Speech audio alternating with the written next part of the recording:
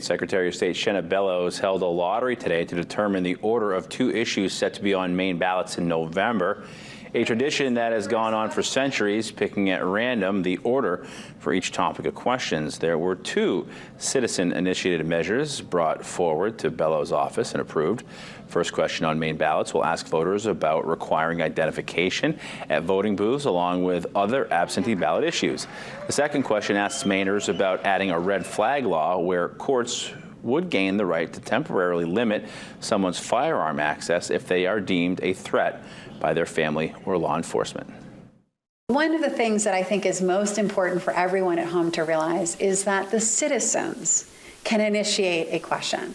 Now, they, to qualify for the ballot, must gather signatures that are 10% of the most recent gubernatorial voter turnout. So that's a lot of signatures. We're talking over 60,000 signatures by registered Maine voters.